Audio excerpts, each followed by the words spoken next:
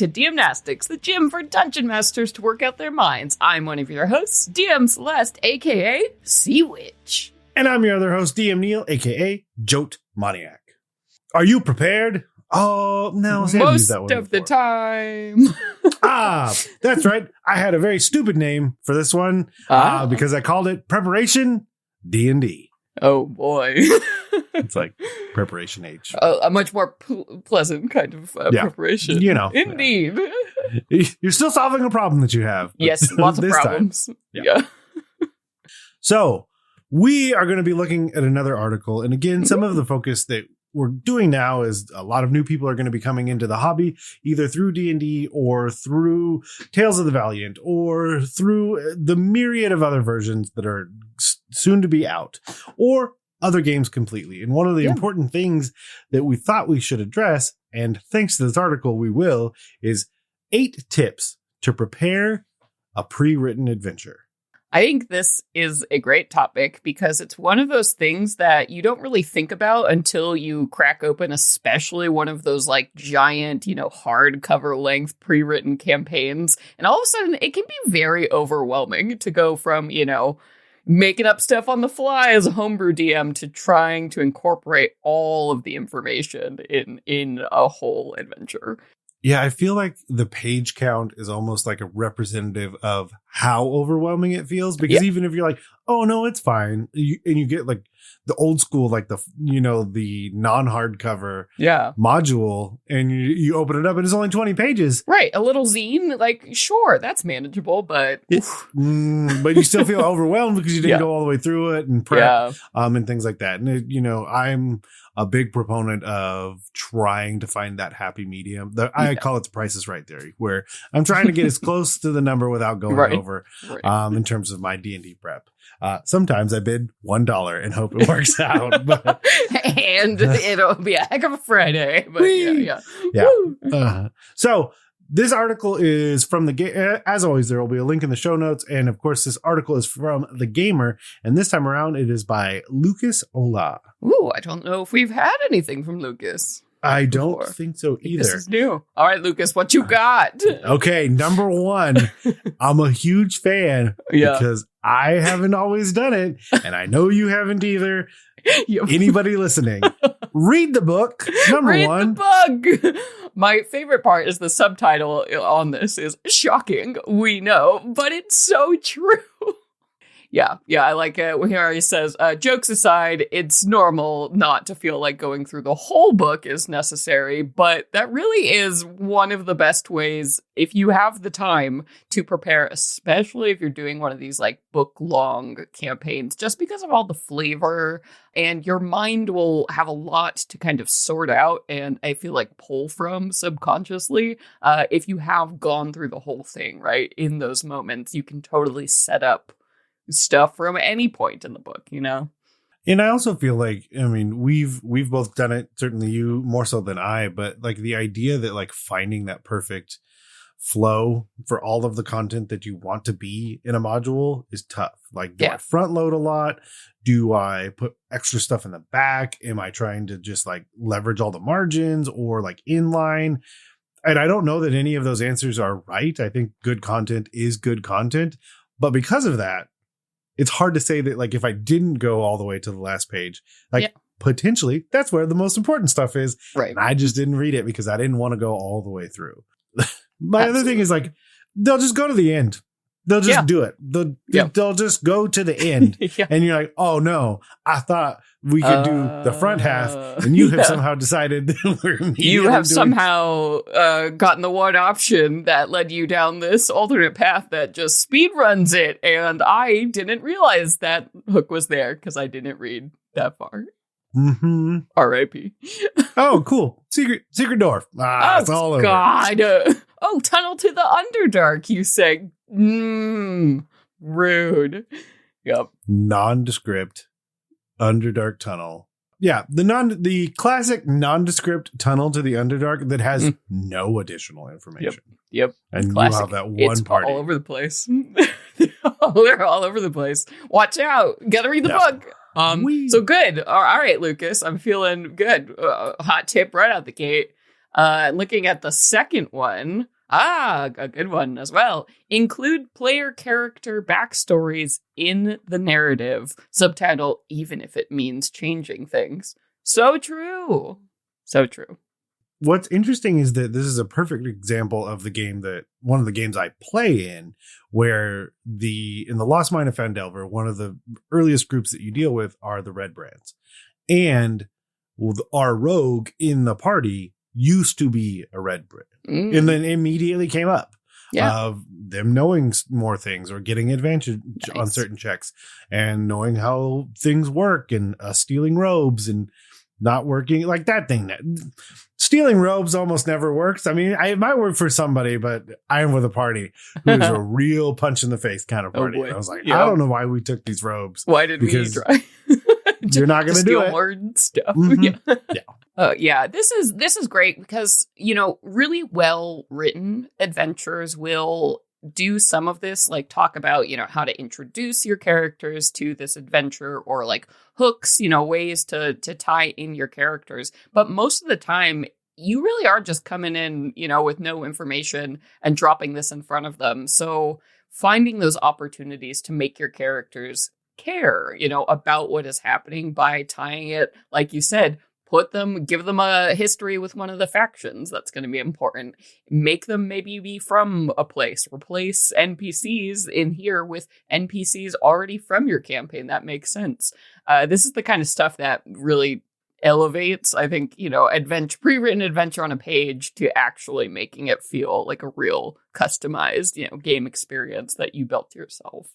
Yeah. This is also probably, not knowing the next 6 off the top of my head, this might be the one I do the most in terms of like finding something that is pre-written and just forcing it into my campaign based on the backstory that my players have. So I'm kind of going the opposite direction. I'm taking pre-written and forcing it into my homebrew campaign rather than the opposite of like taking something that is fully pre-written and interspersing like the stuff from my game.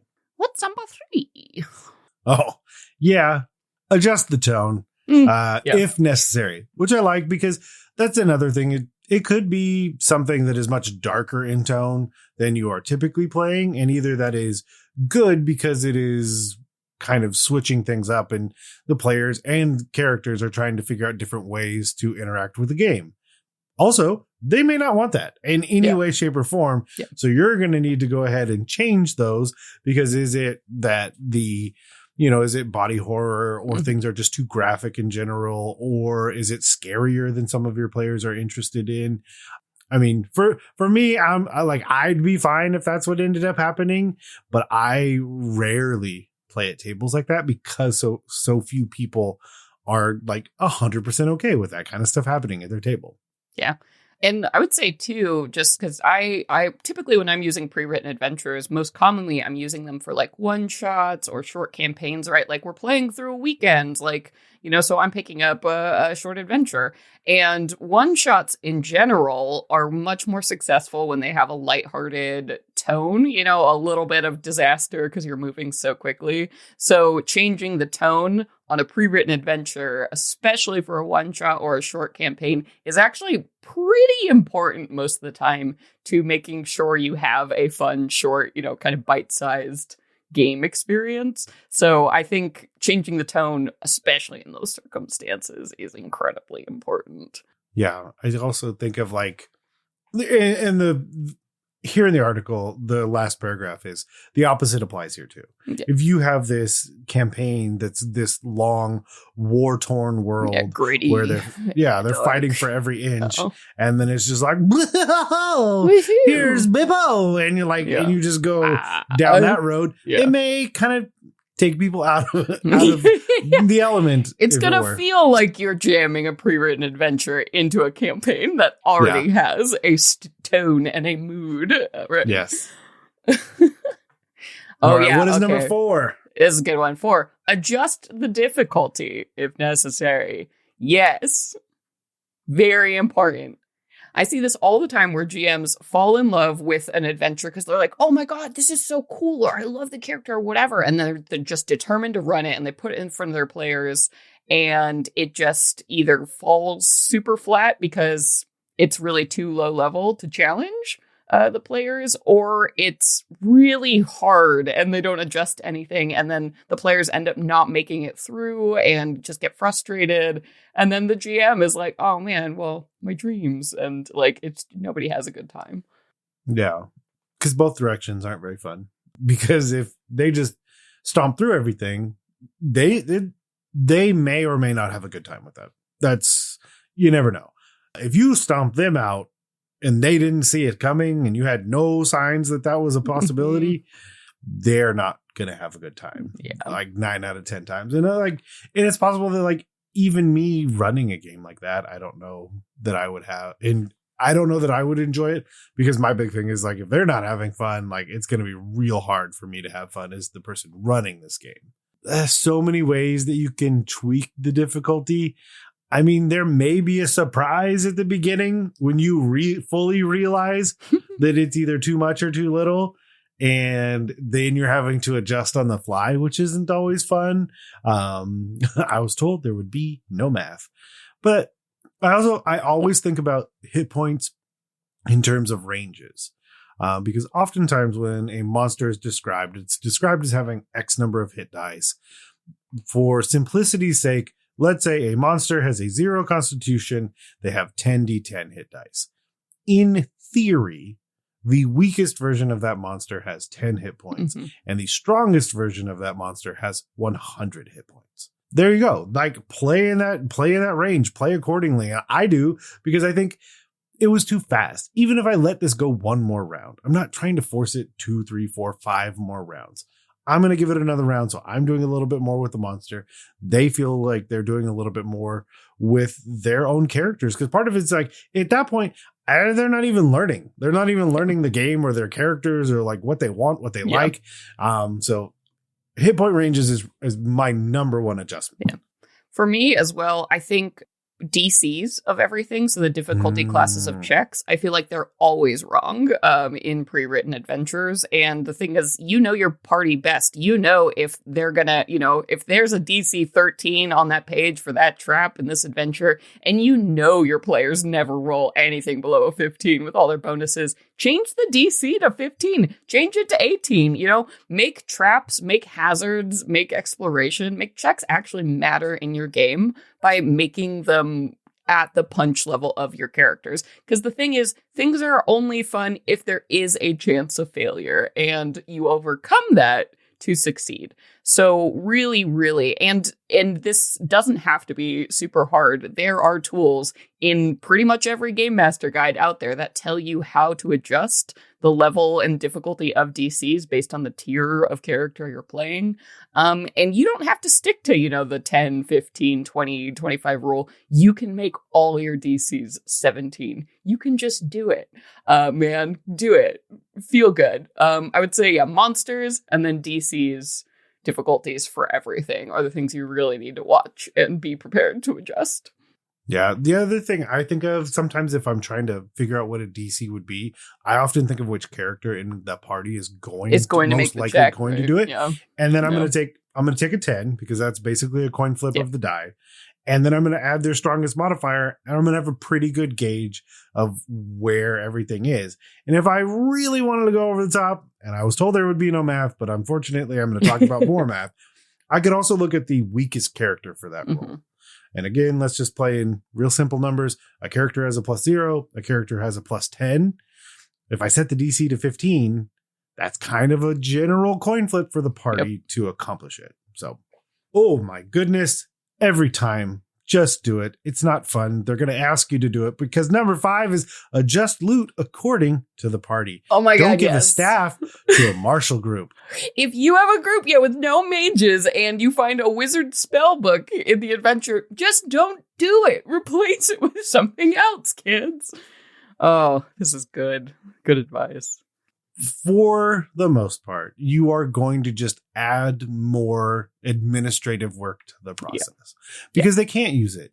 Yeah. So they have to sell it, and then it's a thing, and then it's not fun. And then it's, Yeah. And both of us are, I guarantee you, both of us are saying if there's a reason, 100%, don't stop yourself. If you want to put that spell book in there because the information that is in there is valuable, or the book itself is valuable to an NPC, or.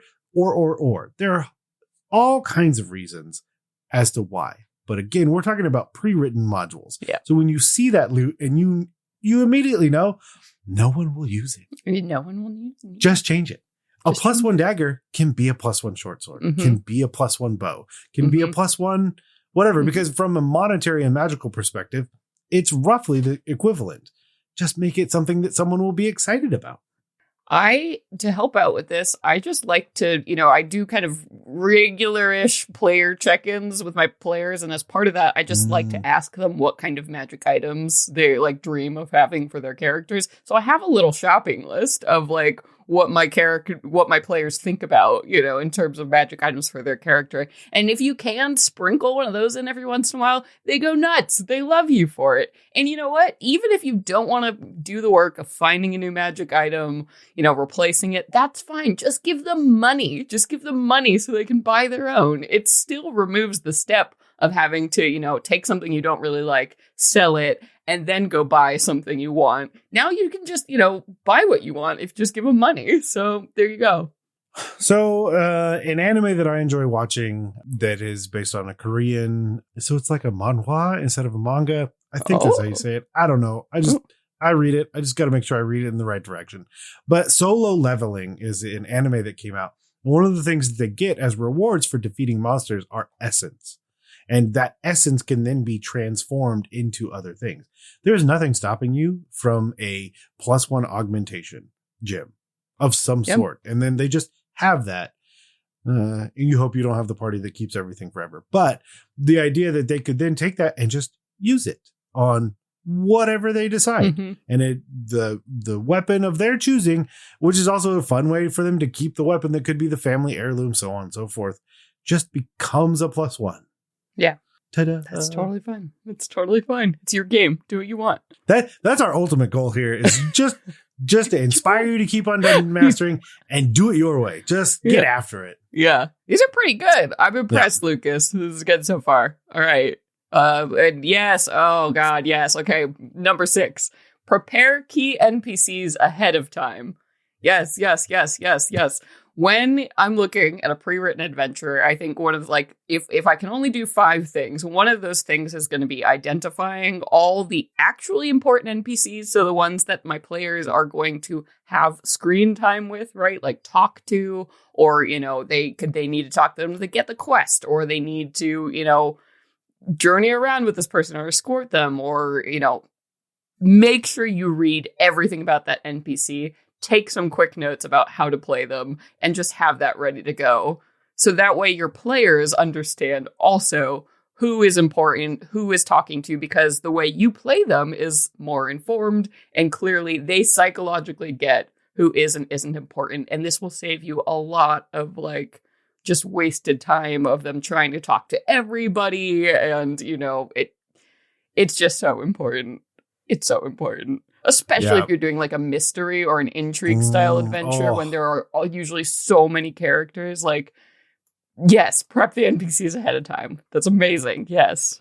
Yeah, one of the things, two things. One is often with a one-shot or a prepared adventure, it's leading you to a big bad.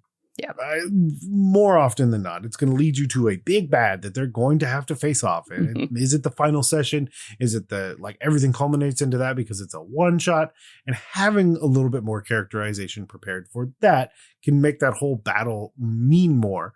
I'm not a big voice guy, or in terms of, I'm not a big consistent voice guy. I'm not going to sit there and do a 3-hour session and maintain a voice. That's not my style. Now, that said, I often will think of catchphrases and some sort of voice affect for that catchphrase to give a hint of what they would sound like, but I'm not going to, I can't maintain it. So I'm not going to try to maintain it. But even the other thing I thought of was writing down 3 things. Yeah. They sound like Christopher Walken. They're really angry. They're wearing a funny hat, whatever. Wearing a visual hat. Thing, how they talk, and then what they want is usually what I write down. Because even if you have no idea what to say, as long as you can look back to what they want, you can probably come up with something that suits that agenda in the moment. Which I think is a perfect segue into number 7. Have rules that will come up often prepared. Yes. What can the BBEG do again? Yeah. Yeah. The number of times that I have completed a session, and they have been great sessions too. Like, don't get me wrong. Fantastic sessions. And then I say, really, Neil? You forgot to do that super cool thing, and which is, like we'll all probably be our own worst critic, but like I'll see those moves and be like, oh, I did read that, but I can't believe I forgot to do that in the battle. Now that said, I feel that even more when it's like, oh, dang it, I really missed it, and I don't think that it landed as well as it could have had I remembered. And then this also, applies to Beyond Monsters, like the situational stuff. Like, a really easy example is like, hey, does this adventure take your players underwater at any point? Well, then you probably should look up, the suffocation rules and what it's like swimming in water, fighting in water, having those like rarely used pieces of the rules, like just noted and ready to go. If you're going to be crawling through a dungeon, take another look at, moving fast, slow, pacing, those kind of rules. If you have a lot of creatures like shadows or shades, look at the exhaustion, remind yourself how that works. There are a lot of rules in this game, and there is absolutely no expectation that you should know them all. But if you know ahead of time what is probably going to come up, you're going to save yourself a lot of page flipping and weird questions at the table and those kind of pausey moments like, oh, how does that actually work? Yeah, another trick I use in, like, I've dabbled in it before, but it's Steamforged games and their pre-written stuff that really solidified it, is coming up with just a general turn-by-turn thought of what the big bad is going to do. Turn 1, I'm going to do this. Turn 2, I'm going to do that. It can all change, yes, but just having a basic idea of what the monster is most likely going to do on a turn-to-turn basis, or even doing kind of like the breakdown that you see in D&D Beyond. What are my actions? What are my reactions? What are my bonus actions? And just having those set aside to say, okay, did I do this? Did I do my stuff? Because everybody, player and DM alike, are like, my bonus action. Can I? Oh. And you're like, and I always say yes, because then when it's my turn, then I can do it too. Mm-hmm. Yes. As a tip for that too, something I've just started pre-rolling initiatives for all my monsters, and then I slot in my characters, which has just like changed my life for the better in so many ways. But also make sure if the creature has lair actions, like legendary actions, regional effects, anything like that in there, give those an initiative thing. Like make a little bullet point and go, it's going to happen here probably, right? And even if you do want to like move it in the moment or it doesn't land quite right at that time, you still have a note to look at your options in a routine manner to make sure you're actually delivering the full punch. Just put it all in initiative, man. Go for it. Help yourself out.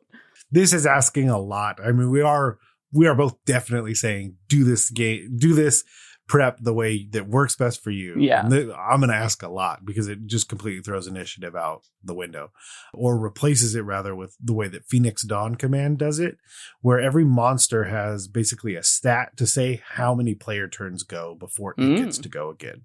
And it's up to the players how they choose to take those in what order, every player has to go once before a player can go again. But it's entirely possible that a player could go, the monster could go, and that same player take another turn because it started the round over. That's another way that you can kind of do that, especially if you have one single monster in a full party, determining that they're going to, it's not, I went slap, slap, slap, slap, slap. I got to go again. And then you're dead because it's not this back and forth. It's everybody hits you and hopefully you get to do something again. Absolutely. All right. What's going to round us out with old number 8? Old number 8, prepare backup content. Yes, prepare to improvise. This is great. Right at the top of this discussion, we were talking about what happens if your players just, jump to the end or they totally bypass a section or whatever. That is what this is for. It is always a great idea to have a couple like relevant encounters in your back pocket. And hopefully, you've picked up a pre-written adventure that has something like random encounter tables or monster lists or, something like monsters that would be great in this area or whatever. But you should go and take it on yourself to look up some of those ahead of time. Just keep a little grad bag. It doesn't have to be a lot, but over the course of the adventure, if you have 3 to 4 encounters, ready to go, where those monster stats are, just in case it all goes sideways. That is a fantastic idea. Also with NPCs, in case your party kills a key NPC that had information or something, you need to be ready with another NPC to send in there to make sure they actually get what they need to complete the adventure. Okay, so you said killing key NPCs, and Yes. this thing that has haunted my video game career like the entire time. And what I realize now is this is almost 2 decades later that I am still haunted by a That's choice okay. like We all have those. We all have those things. So in Elder Scrolls Oblivion, Oh because boy. I'd already watched my friend play a little bit. Yeah. So then when I get through and I get out, I fast travel to the arena and I play through the entire arena. Yeah. I don't even go do quests. I just play through. And at the end, the character you defeat basically says, kill me so I don't have to keep doing this. Yeah. And it's a moral choice that you need to make. I choose to make it. Yeah. But because it's my first kill, the Thieves Guild guy shows up and he's invisible. But I don't know that because I didn't do anything other than go to the arena. Oh my so God. I freak out and I kill him. And at that point, I no longer have access to anything from Thieves Guild for the rest of the game. I can't even buy thieves tools because I killed that NPC before even engaging in any of the conversations required. And so it still haunts me to this day, being careful of saving often and not killing NPCs that maybe I shouldn't. You know what? We all have those game experiences that haunt us. Don't feel bad about it. It made us the gamers we are today. Oh, I played that game in such a weird way because then at that point I just kind of threw my hands up and just like, roamed. well, I was an NPC. I roamed the world. I did side quests. And then when I went to do the main quest, the game, it was one of the first times they tried scaling to your level. Yeah. And I outdid it and I couldn't complete the main quest. I actually never did. Oh my god. I just did side quests and just wandered. I the couldn't world. get through that game either. So I can't. I played around at the wizard school for way too long, and then I was like, I have completely forgotten what is the point. Oh yeah, I just had this. I have no idea. And I had leveled up so much that like the Daedric things portals were popping up, and I was going in and wiping them out. I don't know and why, but it seems bad. Yeah, they're in my house. I gotta get them, and I did nothing. Just random. Just enjoyed my time in Oblivion. So yeah. But that means we have done it. We've done it once again. And of course, if you enjoyed this episode or any of the other ones, you could always go and review us on Apple Podcasts or your podcatcher of choice. And of course, you can always reach out to us via email. Tell us about tips you know for preparing stuff. You can email us at dmnastics@gmail.com. And to find us on social media, look up at DMs_block. To find Neil, look up at Jotmoniac and me at C. Conowitch. And for everything else on the network, visit blockpartypodcastnetwork.com. And of course, a huge thanks to the bards over on Bombarded for our intro and outro music. And you can find anything else they're doing at bombardedcast.com. But of course, let's head to the post-workout cool down and stretch. Nope, lies. Rather than let these mental gains go to waste, let's head to taking your supplements. Taking your supplements. So I was in Target. And And I saw a sticker that said 30% off. And I am now the proud owner of a book called The Game Master's Book of Instant Towns and Cities. Woo! 150 cool. unique villages, towns, cities, and capitals at your fingertips. Because sometimes I just need stuff. And this provided to me exactly what I needed. Basically, you can just pick an area. So if we wanted coastal areas and oceans, I've got hamlets, towns, cities, and capitals, and random tables. Nice. And I would just pull something out of there and then just kind of go. So yeah, it's a super fun book. There are a bunch of people that contributed to it, and it is from a company called @GameMaster_5e. So sure. Nice. What it says on the tin. Man, I have to tell you, naming places is one of my hugest banes as a GM. So if there is just like random tables of names of things, that's amazing. I need to buy it immediately. Okay. Here we go. Give me a D6. We're currently in coastal areas and oceans. All right. D6. I rolled a 6.